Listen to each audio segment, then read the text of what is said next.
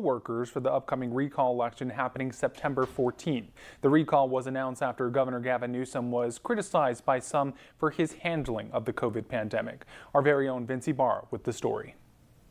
The upcoming special election is something that rarely happens, and it comes just as some believe Democratic Governor Gavin Newsom overstepped some of his power by forcing Californians to wear a mask and stalling the reopening of businesses.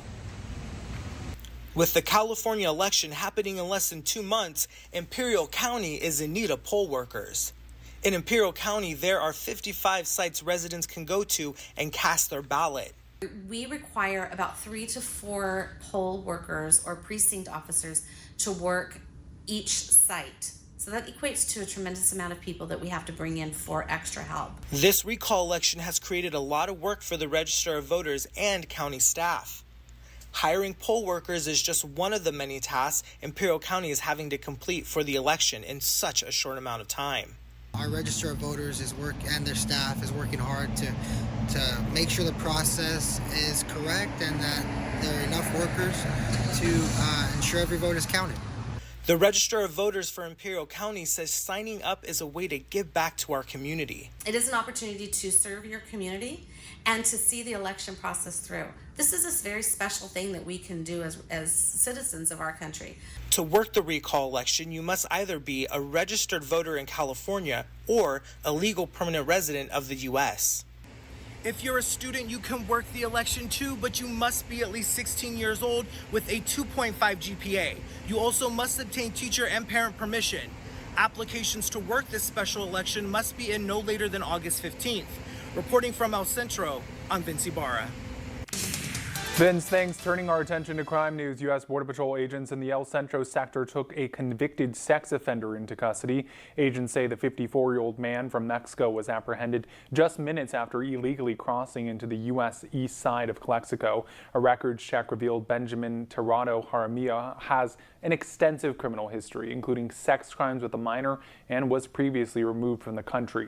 Since October, the El Centro sector tells us agents have arrested more than 30 individuals convicted or wanted on sexual offense charges.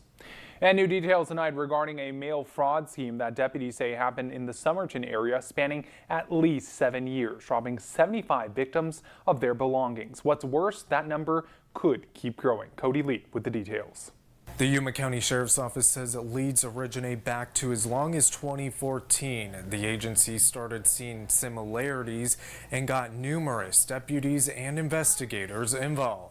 YCSO worked endlessly going through every lead. Investigators finally started piecing things together as leads began connecting. It's a lot of meticulous work that our investigators are doing to try and identify as many victims as possible and hopefully let them know what's going on and bring them some kind of closure with it. Sergeant Edgar Guerra works closely with YCSO's investigation unit. It appears that on multiple occasions there was eyewitness accounts of them driving up to different mailboxes and they were observed rummaging through mail. Investigators say they found stacks of mail inside their home. They found hundreds of documents pertaining to different people, to different victims, stolen mail, all of it with personal information. Deputies say multiple surveillance cameras captured the suspects making purchases and using ATM machines. Sergeant Guerra recommends reporting any and all suspicious activity, noting deputies don't mind at least going to check things out. Another way to protect yourself is getting to know the people around you. Work with your neighbors, get to know them,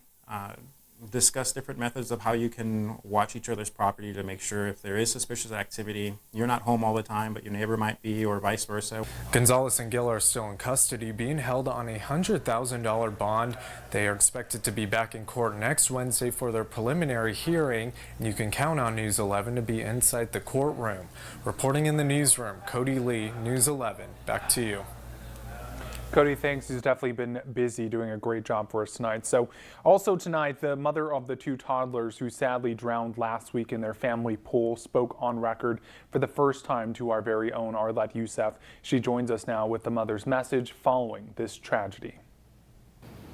Yes, through tears, the grieving mother shared her gratitude to the community during this difficult time. Mother Kayla Ramirez says it's been challenging since the sudden loss of her 2 toddler boys, 1 and 2-year-old Xavier and Damian Ramirez. I want to thank everybody in the community for all of these love and support towards us, and the loss of our boys. And I honestly don't think we'd be able to make it through this difficult time as much as we have been without everybody's support. Kayla, along with her husband Benjamin Ramirez, found out about the latest fundraiser for the family during our conversation. This is honestly the first time we're hearing about it. My husband just pulled up the flyer for it. Honestly, that's just amazing to us. These people didn't even know us or our boys, and they're here. But Ray Gully says that doesn't matter. Stranger, when something like that happens in our community, I think stranger goes right out the door, and I think we should be right behind that couple, especially the young couple like that, using something. Losing the 1 and 2-year-old is very powerful. I think that we should be behind them as a community to support them through these troubling times. Beast Factory CrossFit, Nakoa Fitness, and Babe Cave Fitness are joining forces to bring what's called a Jumpathon. This is free to the community in hopes of receiving donations. If you would like to help the Ramirez family, details about the GoFundMe as well as the fundraiser can be found on our website, kyma.com. Reporting in Yuma, Arlette Youssef, News 11.